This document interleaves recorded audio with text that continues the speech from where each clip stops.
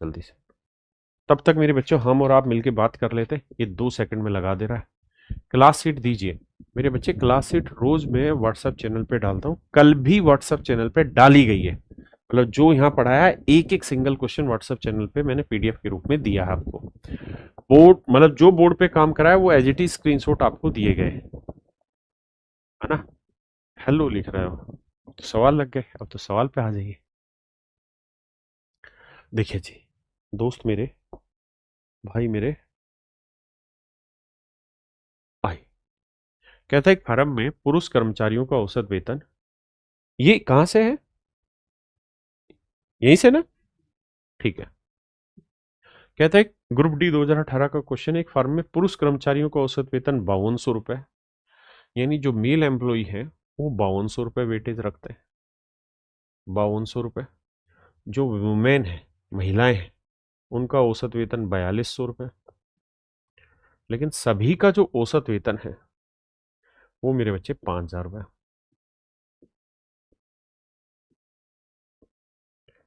तो बताइए मेल और वुमेन मतलब मेल और फीमेल का परसेंटेज क्या है। तो आप करेंगे 5200 में 5000 गया 200, मिश्रण का तरीका होता है बड़े में से छोटा घटाओ। 5000 में से 42 हो गया 800। यहां अगर रेशियो लोगे तो 2 एकम 2, 2 चौक 8, यानी 4:1। यानी टोटल एम्प्लॉय 5 है। टोटल एम्प्लॉय 4 और 1 5 है, तो उसमें पुरुष कितने, 4। तो कह रहा कितना परसेंट, 1/5 20 है, तो मेरे बच्चे 4/5 हुआ 80%। यही आपसे पूछा हुआ फर्म में पुरुष कर्मचारियों का प्रतिशत कितना है। तो ऑप्शन बी 80%। आइए देखिए यार मेरे बच्चे, अगर आपने मुझसे परसेंटेज कभी भी पढ़ा होगा तो मैं एक तरीका बताता हूं कुत्ते बिल्ली वाला। हम यहाँ पे वही तरीका इस्तेमाल करेंगे। कह रहा है भाई एक शहर की जनसंख्या 8000 है। बहुत सुंदर जी। शहर की जनसंख्या 8000 है। इसमें जो मेल है और जो फीमेल है उनके बारे में कहा हुआ कि मेल 8% की गति से बढ़ती हैं और फीमेल 12% की गति से बढ़ती हैं। मैं कह रहा हूं यार फीमेल 8% से तो बढ़ ही रही हैं, 4% एक्स्ट्रा बढ़ रही हैं। और जनसंख्या 1 साल बाद 8000 से बढ़ के 8680 हो जाती है। 8000 से बढ़ के 8680 होना वाला 680 इंक्रीज हो गई। तो मेरे बच्चे 680 इंक्रीज हो गई। 680 मेरे प्यारे बच्चों इंक्रीज हो गई। तो मेल भी 8% बढ़ रहे हैं, फीमेल भी 8% बढ़ रही है। तो 8% तो पूरी दुनिया बढ़ रही है। आपने कहा जी ठीक है। तो मेरे बच्चे 8000 का 8% निकालेंगे तो बड़ा ही आसान है। मेरी तरह बावले थोड़ी जो लिख के करोगे। 2 जीरो से 2 जीरो कटा 8 8 64, यानी 640 बना। हमारे हिसाब से बना 640 बन रहा है 680, कितना ज्यादा बन रहा है, 40 ज्यादा। क्यों ज्यादा बन रहा है, क्योंकि फीमेल जो है वो 4% ज्यादा बढ़ रही थी। तो फीमेल का 4% जो है वो 40 को रिप्रेजेंट कर रहा है। तो 100% की वैल्यू कितनी, 4 से काटेंगे 10, 10 को 100 से गुना करेंगे 1000। मतलब फीमेल 1000 है तो बाकी मेल आ गया 8 में से 1000 गए 7000। अब आपसे पूछा भी शायद महिलाएं थी, तो महिलाएं हो गई मेरे बच्चे 1000। Option D. ये क्वेश्चन मैं आपको पढ़ा चुका हूं परसेंटेज में क्लासेस में, है ना। और ये हु बहू सवाल आपको आगे देखने को मिलेगा। जैसे यहां आप इसे मिश्रण से भी कर सकते हैं, लेकिन धीरे धीरे समझ लगाइए। कहता है गांव की जनसंख्या 4000 से 4500 हो गई, यानी 500 बढ़ गई। अब कहता है जनसंख्या थी 4000। देखिए मैं टीचर हूं तो मुझे लिख के समझाना पड़ता है। अब इसमें दो ग्रुप है, एक मेल होगा एक फीमेल होगा। तो कहता है मेल जो थे वो 10% बढ़ रहे थे, फीमेल 20%। तो मैं कह रहा हूँ यार फीमेल 10% तो बढ़ ही रही है, 10% एक्स्ट्रा बढ़ रही है। तो 10% तो पूरी पॉपुलेशन बढ़ रही है। तो 4000 का 10% 400। तो आपने कहा जी एक्चुअल में बढ़ रहे हैं 500, क्योंकि 4000 से 4500 हुआ। तो कितनी ज्यादा बढ़ी, 100 ज्यादा बढ़ी। तो ये 100 ज्यादा किसकी वजह से बढ़ी है, फीमेल के 10% की वजह से। तो फीमेल का 10% रिप्रेजेंट कर रहा है 100 को। तो 100% की वैल्यू क्या, तो काटोगे तो आएगा 1000। यानी महिलाएं दोबारा से 1000 ही निकली। तो 4 में से 1000 घटाया तो मेरे बच्चे पुरुष आए 3000। अब हमसे पूछा कि पुरुषों की संख्या ज्ञात करिए, तो आंसर होगा 3000। ऑप्शन डी हमारा राइट आंसर है। आप चाहे तो इसे मिश्रण से भी कर सकते हैं, मुझे ये मेथड अच्छा लगता है। आपको इस मेथड में करना क्या पता है, मन ही मन में क्या करना है, आपको कुछ नहीं करना होता, आपको बस ये देखना होता है 500 बढ़ी है जनसंख्या 4000 से 4500, और परसेंटेज इंक्रीज है 10 और यहाँ 20, तो 10 जमा 10, तो 4000 का 10% 400, तो 400 अगर हटा दें तो बचा कितना 100। तो ये 100 जो एक्स्ट्रा आया है, ये इसमें जो 10% एक्स्ट्रा इसकी वजह से, तो 10% अगर 100 को रिप्रेजेंट कर रहा है तो 100% कितना 1000। इसका मतलब ये वाला जो ज्यादा वाला था इसकी वैल्यू 1000 है, तो 4 में से 1000 गया, दूसरे वाले की वैल्यू आई 3000। एक भाई कह रहे मेथड रट गया, रटना ही होगा आपको, करिए जी।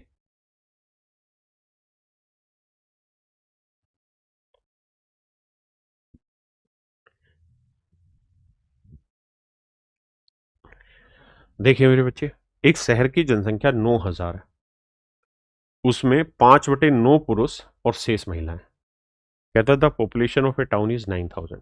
एक शहर की जनसंख्या 9000 है,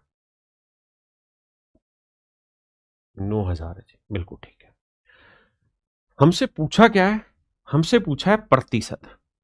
मैंने आपको बताया था कि जब भी सवाल में परसेंटेज पूछे, फ्रैक्शन पूछे, रेशियो पूछे, यानी कंपैरिजन पूछे, तो वहां एक्चुअल वैल्यू लेने की जरूरत नहीं है, यानी in reality there is no need of this type of data, है ना। तो मेरे बच्चे मुझे ये देखना है कि भाई टोटल जनसंख्या का 5/9 भाग पुरुष है, मतलब अगर कुल जनसंख्या 9 है तो उसमें पुरुष है 5, तो बाकी 4 होंगी महिलाएं हमारी।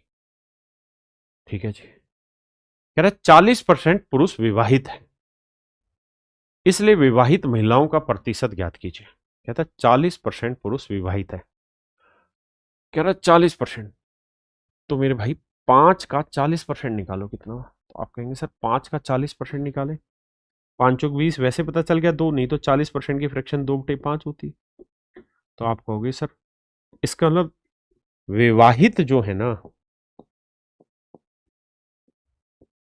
वो कितने पुरुष हैं जी, 2। अब एक ही शहर की बात हो रही है तो किसी ना किसी के साथ तो विवाह किया होगा, तो 2 महिलाएं होंगी जिनके साथ विवाह किया होगा, बिल्कुल ठीक है। तो सवाल में ये पूछ रहा है कि महिलाएं कितनी शादीशुदा हैं, तो भाई 4 महिलाएं थी, उसमें 2 शादी कर गई, तो कितना परसेंट हो गया, आधी हो गई, यानी 50% औरतें शादीशुदा है। क्लियर है, हम मिश्रण से भी कर सकते हैं, सिंपल भी। आइए जी, बहुत ही खूबसूरत, बहुत ही प्यारा सवाल है, पढ़िए भाई 2021 का क्वेश्चन, और विश्वास मानिए सब कुछ रटा रटाया आपको यहां से मिलेगा, जो PYQ है वहीं से सारा पेपर तैयार हो रहा है। विकास कुमार जी कह रहे PDF कहाँ मिलेगा राजा, कितने बार कहा है कि व्हाट्सएप चैनल फॉलो काहे नहीं कर रहे हैं। डिस्क्रिप्शन में लिंक जाता है व्हाट्सएप चैनल का, जाता है, फिर ठीक है। आकाश नहीं तो ऊपर कर दे एक बार, हाँ ऊपर पिन ही तो किया हुआ है कमेंट्स में, for PDF and notes join the WhatsApp channel, इस व्हाट्सएप चैनल पे जाके अभी वो कर लो फॉलो, देखिए हाँ पिन किया हुआ है, देखिए मेरे बच्चे। कह रहा है किसी भी आबादी में 20% आबादी अस्थमा से प्रभावित है, मान लेते हैं जी आबादी है 100%। अब राजा बाबू इसमें कह रहा है कि अस्थमा जो है ना वो 20% लोगों को है, बिल्कुल ठीक है। इन 20% में से, जिनमें से 90% अस्थमा रोगी आटा मिलों में काम करते हैं, तो भाई 20 का 90% निकालोगे, भाई 100 का 20% 20 आया। अब कह रहा है 20 का 90% निकाल दो, क्योंकि इन 20 लोगों में 90% आटा चक्की पे काम करते हैं, तो 20 का 90%, 90% की फ्रैक्शन 9/10, यानी 18 आदमी ऐसे हैं जो अस्थमा से पीड़ित हैं लेकिन आटा चक्की में काम करते हैं, आटा टाटा, आटा चक्की में काम करते हैं। कह रहा है जबकि कुल जनसंख्या का 30% लोग आटा मिलों में काम करते हैं, तो टोटल जनसंख्या 100 है, तो 100 का 30% यानी 30 आदमी ऐसे हैं जो आटा चक्की में काम करते हैं। तो कह रहा है ये बताओ आटा चक्की में कितने ऐसे आदमी हैं जो अस्थमा से पीड़ित है, तो भाई 30 आदमी आटा चक्की में, 18 आदमियों का अस्थमा हो रखा है, तो कह रहा है जी कितने परसेंट है, तो भैया 6×3 = 18, 6×5 = 30, 3/5, 1/5 20, 3/5 60%। ऑप्शन ए मेरे बच्चे मेरा राइट आंसर हुआ।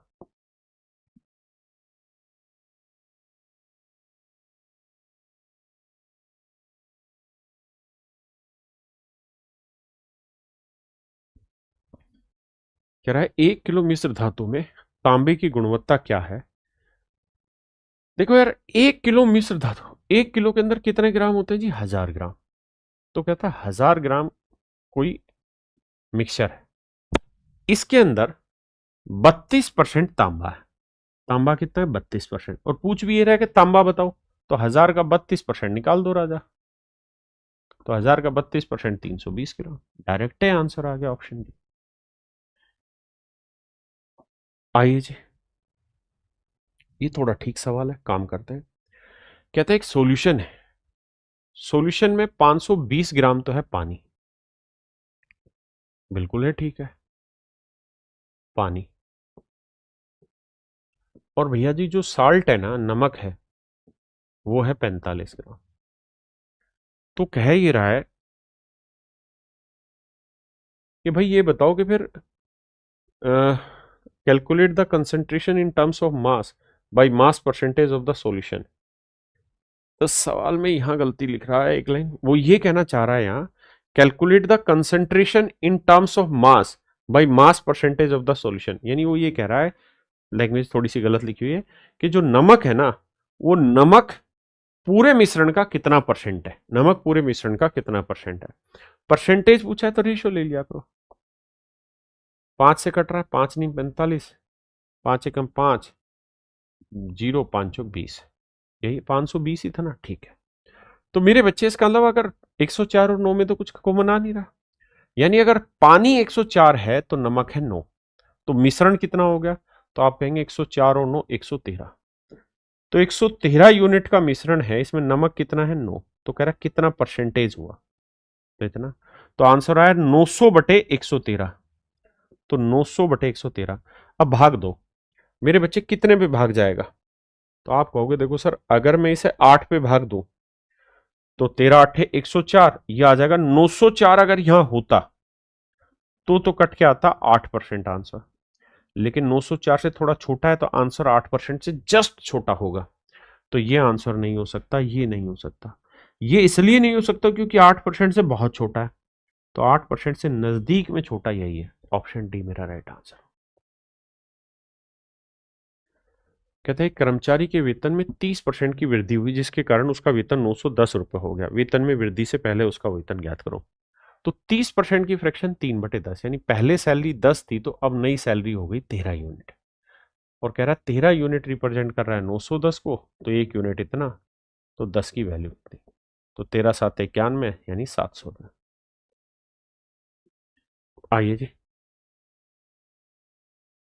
देखिए यार, ये वो टाइप है जिसपे हमने कल भी कुछ क्वेश्चन डिस्कस किए थे, लेकिन यहां पे इसके अच्छे सवाल उठा रहे हैं, उसी का एक लेवल ऊपर।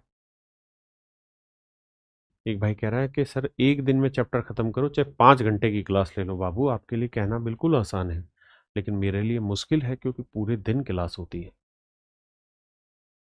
आइए, कह रहा है चीनी की कीमत 10% की कटौती की गई।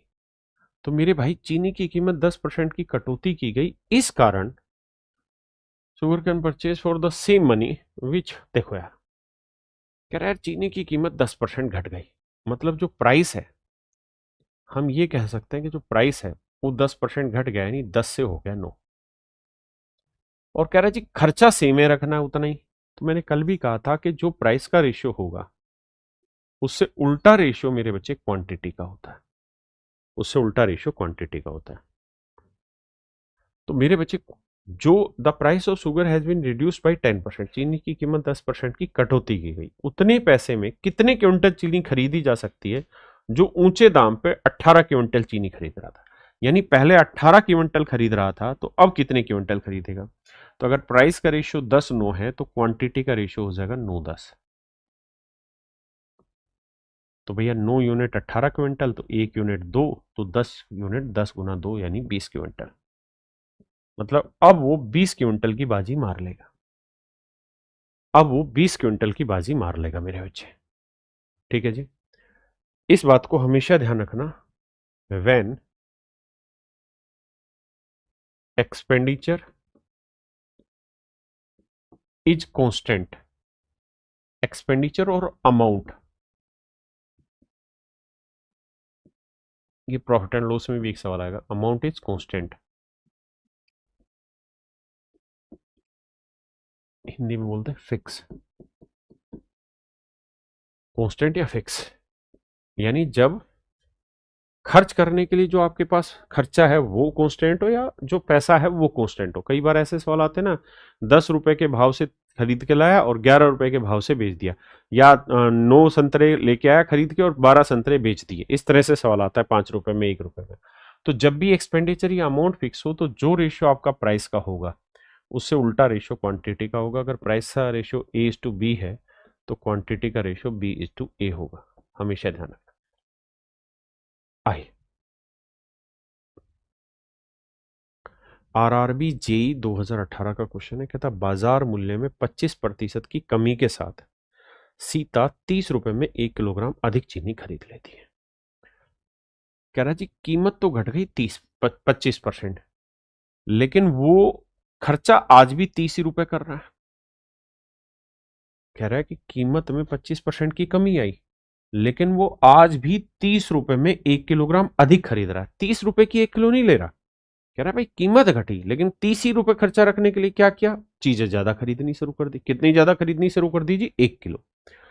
तो भैया 30 रुपए अगर खर्चा था और 25% कीमत घट गई तो 25% का मतलब होता है 1/4, यानी 4 में 1 की कमी होगी, तो अब नई कीमत होगी 3/4। या यूं ही बताना, अगर 30 रुपए उसके पास पहले से थे और 30 रुपए में ही चीजें खरीदता था, अब कीमत 25% घट गई यानी 1/4 घट गई, तो कितने रुपए बच जाने चाहिए थे, काटोगे तो 7.5 रुपए बच जाने चाहिए थे। वो कह रहा है इसी 7.5 रुपए को उसने नहीं बचाया। कैसे? उसने 7.5 रुपए में क्या किया, 1 किलोग्राम अधिक खरीद लिया। अधिक का मतलब है कि जो पैसे बच रहे थे उतने पैसे की चीज फालतू खरीद लाया। तो यानी 1 किलो चीज 7.5 की लाया है, तो इसका मतलब अभी जो रेट है वो 7.5 रुपए पर किलोग्राम है, करंट प्राइस। Current price. सवाल में कह रहा है जी ओरिजिनल प्राइस बताओ क्या होगा। ओरिजिनल प्राइस, ओ प्राइस का मतलब मैं कह रहा हूं ओरिजिनल प्राइस बताइए। तो भाई पहले से कीमत 25% घटी है, 25% की फ्रैक्शन 1/4, यानी ओरिजिनल प्राइस 4 है तो अब कीमत 1 यूनिट घट के कितनी हो गई, 3। तो मेरे बच्चे 3 यूनिट 7.5 को रिप्रेजेंट कर रही, तो 1 यूनिट की वैल्यू 2.5, तो 4 यूनिट की वैल्यू 4 गुना 2.5, तो ये आएगी 10, यानी ओरिजिनल जो प्राइस था वो 10 रुपए पर किलोग्राम। ओरिजिनल जो प्राइस था मेरे बच्चे वो 10 रुपए पर किलोग्राम था। हाँ जी,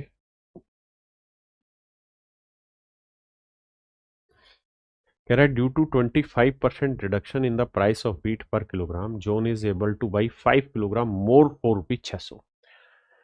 कहता भाई 600 ही रुपए पहले खर्च कर रहा था, 600 ही रुपए अब, लेकिन कीमत 25% घट गई, 25% का मतलब 1/4, तो उसके पास कितना पैसा एक्स्ट्रा बच जाना चाहिए था, 150 रुपए, यानी 150 रुपए उसके पास एक्स्ट्रा बचना चाहिए था। लेकिन कह रहा जी एक्स्ट्रा नहीं बचा, क्यों? क्योंकि उसने 5 किलो अधिक चीज खरीद ली, यानी इस 150 रुपए में ही 5 किलो चीज फालतू खरीद लाया। तो हम ये कह सकते हैं कि 5 3 15 के ओरिजिनल ना, जो अभी करंट में जो प्राइस चल रहा है, करंट जो प्राइस है मेरे बच्चे वो इस समय है 30 रुपए पर किलोग्राम। तो ओरिजिनल प्राइस पूछा है, ओरिजिनल प्राइस पूछा हमसे। हम ये बात भी जानते हैं कि पहले से कीमत 25% घटी है, तो यानी पहले कीमत 4 थी तो अब एक घट के कितनी हो गई, 3। 3 यूनिट 30, तो 1 यूनिट 10, तो 4 यूनिट कितनी हो गई, 40। तो मेरे बच्चे गेहूं की जो वास्तविक कीमत थी वो 40 रुपए पर किलोग्राम थी, ओरिजिनल प्राइस।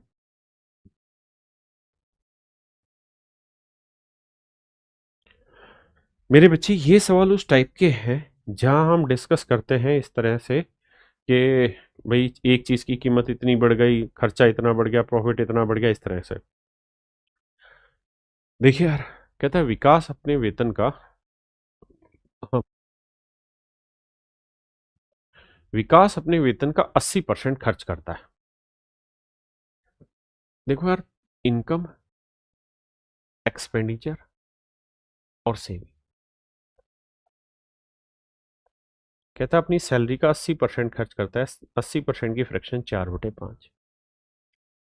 इसका मतलब उसकी इनकम अगर 5 है तो खर्चा होगा 4 का। तो 5 कमाए 4 खर्च कर दिए तो बचत होगी कितनी? 1। अब कह रहा है कि अगर उसकी सैलरी 25% बढ़ जाए, यहां 25% का ग्रोथ हो गया,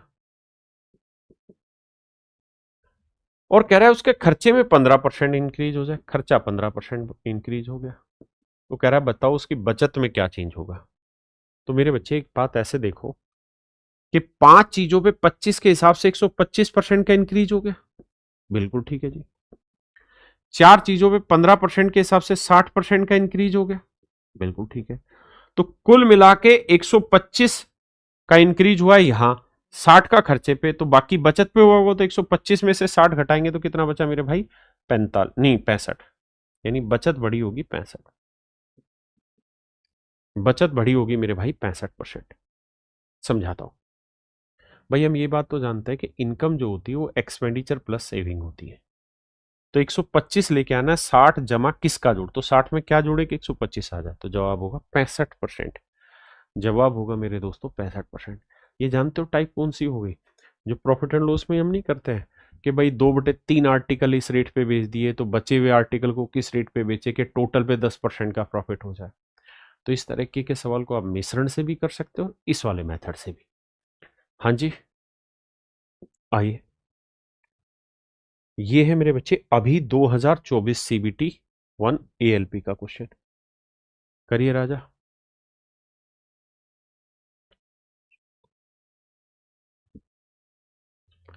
मेरे बच्चे, जय भीम गुरु जी, आपका बहुत बहुत धन्यवाद। आप हम जैसे बच्चों का ध्यान रखते हैं और हमारे माता पिता का सपना पूरा करते हैं। हम बच्चों का जीवन भर ये उपकार नहीं भूलेंगे, परंतु आप हमें छोड़कर मत जाना, किसी हालत में नहीं जाएंगे भाई। आइए, आपका प्यार और विश्वास बड़ी चीज है। कहता है कि the expenditure of Swarna is 125% more than her saving. कहता है स्वर्ण करके कोई आदमी है तो उसका जो एक्सपेंडिचर है वो उसकी सेविंग से कुछ बता रहा है। सेविंग से 125% ज्यादा है। देखो यार, 125% की फ्रैक्शन, 25% की 1/4, ये 25 पांजे हुआ तो 5/4, यानी सेविंग 4 हुई तो खर्चा हुआ 5, तो इनकम हुई 5 और 4 9। बिल्कुल ठीक है। अब कहता है उसका खर्चा 6% घट गया, तो खर्चे में 6 की कमी हो गई, और बचत जो है वो 26.5% बढ़ गई।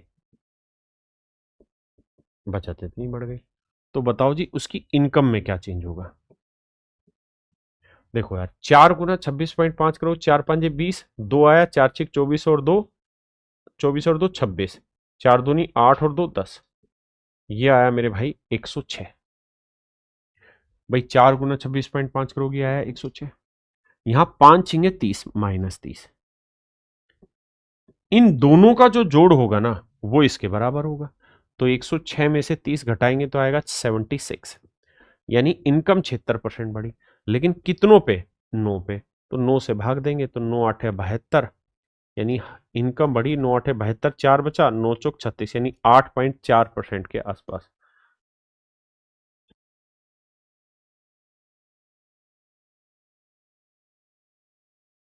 अरे मैंने गलती करी यहाँ पे, उसने लिखा कि 125% अधिक है, माफी चाहता हूं, यहाँ गड़बड़ करी भाई।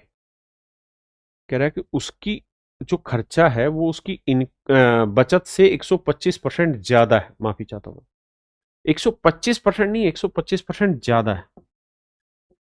तो 125% की फ्रैक्शन होगी मेरे बच्चे 5/4, यानी खर्चा 4 है ना, बचत 4 है ना, तो खर्चा 5 ज्यादा है, मतलब 9।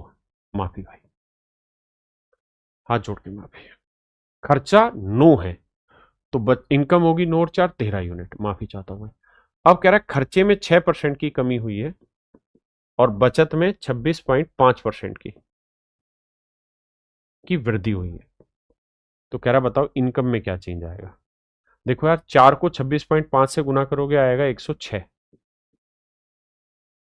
और 9 छिक 54, तो यहां 54% की कमी, यहां 106% की वृद्धि। देखो माफ करना भाई, गुना भी करेंगे, 4 5 20, 2 आया हासिल, 4 छिक 24, 2 26, 4 दूनी 8 और 2 10, 106। तो अब 106 में से 54 अगर सेट करोगे तो बचा कितना मेरे बच्चे? 6 में 4 गया 2, 6 में 4 गया मेरे भाई 2, और 10 में 5 गया 5, 52। यानी इनकम जो है वो 52% बढ़।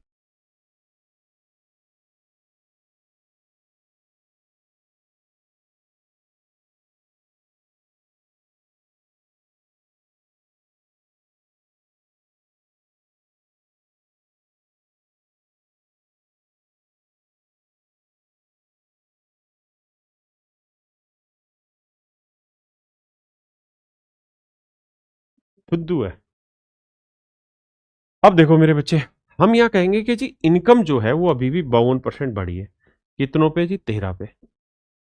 तो 13 से भाग देंगे, 13 चौको 52, यानी इनकम जो होगी वो 4% इंक्रीज होगी। इनकम 4% इंक्रीज होगी। क्लियर है मेरे बच्चे बात?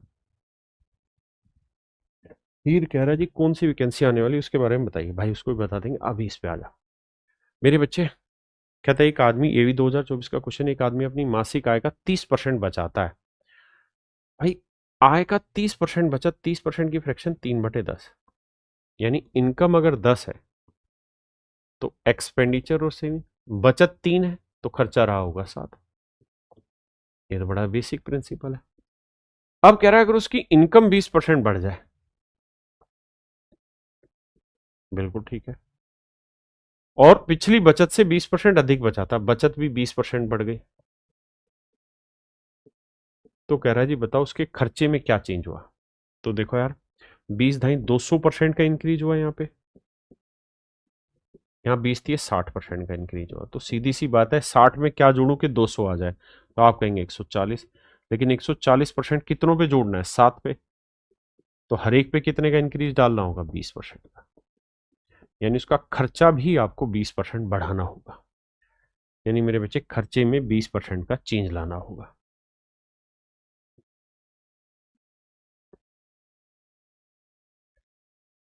सवाल में कह रहा था price of petrol increase by 52%। कहता है पेट्रोल की कीमत कितनी बढ़ गई बाबू? 52%। कल बताया था, तो मान लेते हैं खर्चा 100 है, कीमत 52% बढ़ी, तो खर्चा हो गया 152।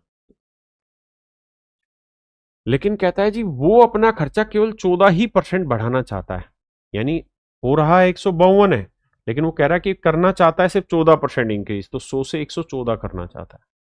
यानी मेरे बच्चे खर्चा करना चाह रहा है 114, हो रहा है 152, तो कह रहा है कितने की कमी की जानी चाहिए खपत में। तो भाई 152 हो रहा है, करना 114, तो कितनी की कमी करनी पड़ेगी? 12 में से 4 गया 8, है ना, और 4 में से 1 गया 3, 38 की कमी करनी होगी। तो मेरे बच्चे 38 की कमी करनी होगी 152 पे। 100 पे कितनी? अब देखो 38, 19 से भी कट रहा हूँ, 8 1 19 दूनी 38, 2 से भी काटोगे तो 38 से कम 38, 38 चौके 152, 1/4 का मतलब बना 25%। मतलब मेरे बच्चे मेरा राइट आंसर होगा ऑप्शन डी, यानी उसकी खपत में 25% की हमें कमी करनी पड़ेगी। क्लियर है जी? आइए, एक भाई कह रहा है टाइमिंग क्या है क्लास का? मेरे बाबू रोज की क्लास का टाइमिंग है 11 बजे का। कहता the monthly income of a person is this. कहता इनकम है 13,500 रुपए और खर्चा है 9,000 रुपए। तो कहता बचत बताओ। तो यार पहले से काट लेते हैं, रेशियो लेते हैं, 2 जीरो से 2 जीरो गया, 45 दूनी 90, 45 दिए 135। मतलब इनकम अगर 3 है तो खर्चा 2 है, तो बचत रही होगी कितनी? 1। सवाल में कह रहा बचत बताओ कितने परसेंट है, तो भाई 1 की बचत है किस पे? इनकम पे। 3 पे तो 100 पे कितनी? तो आंसर होगा मेरे बाबू 33.33%। यानी इतनी मेरे भाई बचत करनी होगी। आइए भाई, देखिए ये जो सवाल है ना, अगर आप मेरे क्लास नोट्स उठा के देख लेंगे ना, जो मार्केट में बहुत पहले से आए हुए हैं, हु बहू डाटा भी सेम मिलेगा इन क्वेश्चंस का। मतलब हु बहू डाटा इतना सा भी नहीं बदला है, क्योंकि वो लोग भी प्रीवियस ईयर क्वेश्चन पिक करते हैं और हम जैसे जो सीनियर टीचर हो गए, जो इतने सालों से पढ़ा रहे हैं, जिनको पता है कि किस तरीके से क्वेश्चन रेज हो सकते हैं, वहां से वो क्वेश्चन तैयार करते हैं। ये है मेरे बच्चे 25 नवंबर 2024 का। कह रहा है भाई पी और क्यू दो आदमी है, दोनों की सैलरी है 2000। मैं मान ले रहा हूं यार पी की सैलरी पी है और क्यू की सैलरी क्यू है। कहता है पी अपनी सैलरी का 95% खर्च करता है और क्यू अपनी सैलरी का 85। और कह रहा है जी दोनों की बचत सेम है। तो मेरे भाई अगर पी 95% खर्च करेगा तो पी बचाएगा कितना? तो आप कहेंगे जी 5% बचत करेगा। और क्यू 85% खर्च कर रहा है अपनी सैलरी का, तो बचाएगा कितना? 15%। बिल्कुल ठीक है। और कह रहा है जी दोनों की बचत बराबर है। सवाल पढ़िए। कह रहा है जी दोनों की बचत बराबर है, तो बस यार 95 खर्चा किया तो 5 बचाया, 85 खर्च किया तो 15 बचाया। 5 एकम 5, 5 3 15। पी और क्यू का रेशियो निकालोगे तो यहाँ 3 है, यहाँ 1, यानी पी की सैलरी 3 है तो क्यू की सैलरी 1। टोटल सैलरी 3 और 1 4। तो 4 यूनिट रिप्रेजेंट कर रहा है 2000 को, तो 1 यूनिट की वैल्यू 500 है ना। तो पी का वेतन बताना है तो 3 यूनिट 3 गुना 500, यानी मेरे बच्चे 1500, और 1 गुना 500 यानी 500। तो मेरे बच्चे पी की जो सैलरी आई वो 1500 रुपए है। पी की जो सैलरी मेरे बाबू वो कितनी है? 1500 रुपए। आइए जी।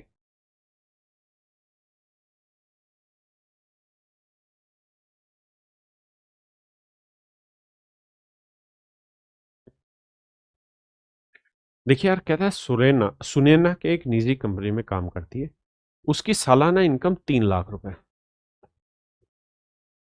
बहुत सुंदर जी, 3 लाख रुपए। सवाल में कह रहा है उसके पास एक नई कार है, एक पुरानी कार है। उसकी आय का 5% नई कार खरीदने, मतलब उसको मेंटेन करने पे खर्चा होता है, और जो पुरानी कार है उस पर 2% ज्यादा खर्चा होता है, यानी 7%। यानी नई जो कार है उसकी मेंटेनेंस पे 5% होगा, तो जो ओल्ड कार है मेरे बच्चे उस पे 2% ज्यादा, मतलब 7% खर्चा होगा। तो दोनों कारों पे कुल मिला के कितना खर्चा हो गया जी? 12%। तो मेरे बच्चे 3 लाख का 12% हमसे पूछ रहा है खर्चा कितना होगा, तो 12 3 36, 36,000 मेरा राइट आंसर होगा, है ना। मैं चाहता तो आपको ये भी कह सकता था कि यार यहाँ 3 है तो आंसर 3 का मल्टीपल होगा, ए की मल्टीपल है डी, लेकिन डाटा इतना आसान है कि कुछ करना ही नहीं है। आइए भैया, ये है आरपीएफ एसआई 2019 का सवाल। कहता है जेफरी जो है वो अपनी सैलरी का 13% डोनेट करता है, 12% भी डोनेट करता है, 14% भी डोनेट करता है, 16% भी डोनेट करता है। ये पैसा तो उसकी डोनेशन में चला गया, तो 6 4 10, 2 12 और 3 15 का 5 हासिल 1, 1 और 1 2 और 1 3 और 1 4 और 1 5, यानी 55% पैसा वो अपनी सैलरी का डोनेट कर रहा है। ऐसा मैं नहीं कह रहा, सवाल कह रहा है। कह रहा जी 55% पैसा वो डोनेट कर रहा है। कितना परसेंट? 55% पैसा डोनेट कर रहा है। तो मेरे बच्चे अगर 55% डोनेट कर रहा है तो बचा कितना होगा? 45%। आपने कहा जी हाँ ठीक बात है, यानी 45% पैसा उसके पास बचा होगा, और जो बचा हुआ रिमेनिंग अमाउंट है वो है 23,445। तो मैं कह सकता हूं कि जी 45% जो है वो रिप्रेजेंट कर रहा है 23,445 को। तो 1% की वैल्यू इतनी। अब कह रहा है यार आप बताओ ये कि भाई ऑर्फनेज में कितना डोनेट करता है। तो मेरे भाई ऑर्फनेज में डोनेशन जो थी उसकी वो थी 12%। तो हमसे कह रहा है यार 12% की वैल्यू निकाल के बताओ क्या होगी, तो गुना 12। इसकी वैल्यू मेरे बच्चे मेरे से सवाल में पूछ रहा है, इसकी वैल्यू सवाल में पूछी जा रही है। कह रहा जी आंसर बताओ क्या होगा। अब एक बात सोचिएगा, मतलब अलग अलग तरीके से आप दिमाग दौड़ा सकते हैं कैसे डाटा सेट हो रहा है। देखो यार, एक तरीका तो ये कि हम इसे सीधा सीधा काट लें। 9 से काटे 9 5 45, 9 से काटे 9 दूनी 18, बचा कितना? 5, 9 6 54, ना जाने 0, 9 5 45। बिल्कुल ठीक है। 5 से काटते हैं, 5 5 25, 5 दूनी 10, 5 एकम 5, गुना करेंगे यार 12 एकम 12, 12 दूनी 24 और एक 25, और 12 पंजे 60 और 2 62। देख लो ये कहीं आंसर है तो। हाँ सर, ऑप्शन बी मेरा right answer, option B right answer. आइए बाबू, ये है मेरे बच्चे अभी का current updated question, ALP CBT 1 27 नवंबर 2024 का क्वेश्चन, सबसे लेटेस्ट अपडेटेड। कह रहा है mister Hari spend 36% of his income on food item and 25% of the remaining amount on clothes, medical and convenience he saves half. देखो यार, कहता मिस्टर हरी जो है वो 36% तो खाने पे खर्च करता है। मेरे राजा ये बताना 36%, 4% की फ्रैक्शन 1/25, 36 4 का कितना गुना, 9 गुना, तो 9/25। यानी अगर 25 कमाता था तो 9 तो खर्च कर दिए इस किस पे जी, खाने पे, तो बचे कितने, 16। ठीक है जी, यही बात है ना जी, 25 कमाए तो 9 खर्च कर दिए इस पे, खाने पे। अब कहां था, कह रहा बचे हुए का 25%, 25% की फ्रैक्शन 1/4 उसने खर्च कर दिया कपड़ों पे। यानी अगर 4 रुपए बचे थे तो एक कपड़ों पे खर्च कर दिया था, तो बचा 3 कपड़ों पे, मेडिकल एंड कन्वीनियंस पे। अब कह रहा है जो पैसा उसके पास बचा था, बाकी रकम का आधा हिस्सा वह हर महीने बचा लेता है। कहता हर महीने आधा बचा भी लेता है। यानी 2 रुपए बचे थे तो उसमें से 1 रुपए बचत कर लेता था, बाकी अब उसके पास बच गया। ठीक है, यानी अगर उसके पास 2 रुपए बचे थे तो उसमें से 1 बचत करता था, तो ये आ गई उसकी बचत है। कटता है तो काट लो, 4 दूनी 8, 8 दूनी 16, तो यानी उसकी इनकम अगर 25 थी ना, तो उसकी बचत है 6 यूनिट है। बिल्कुल ठीक है। सवाल में लोचा कहां फंसा रखा है जिसमें बच्चे ने गलती करी कि यहां पूछ रहा है मासिक इनकम बताओ क्या है, जबकि यहां दे रखी है सालाना बचत। तो मेरे बच्चे या तो यहां पे महीना बना दो, या जो यहां आए उसे 12 से भाग दे देना। तो मैं यहीं 12 महीने बना देता हूं। तो अगर साल की बचत इतनी है तो महीने की कितनी होगी, 12 से भाग देंगे, तो 12 15 180। तो हम कहेंगे सर महीने की बचत हुई 15,000।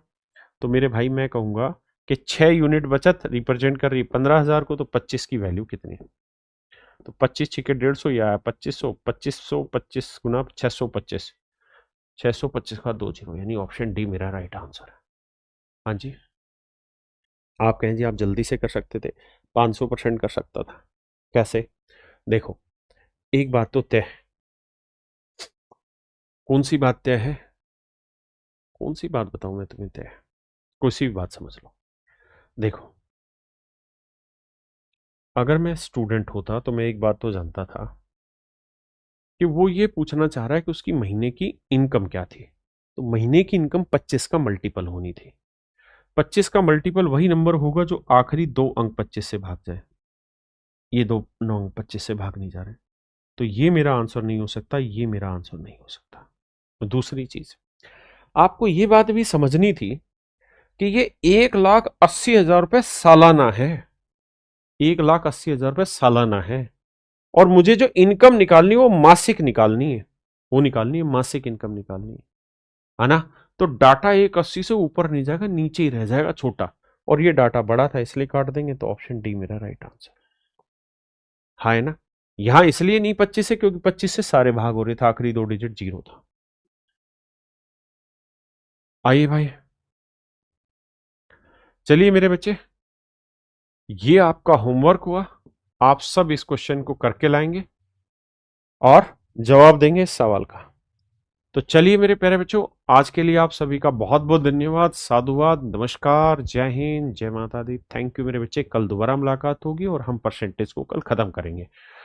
कल हम क्या डिस्कस करने वाले हैं मैंने क्लास की शुरुआत में ही बता दिया। थैंक यू मेरे बच्चे। और इस क्वेश्चन पे आपका होमवर्क है, आपने सभी ने जवाब देना है अभी।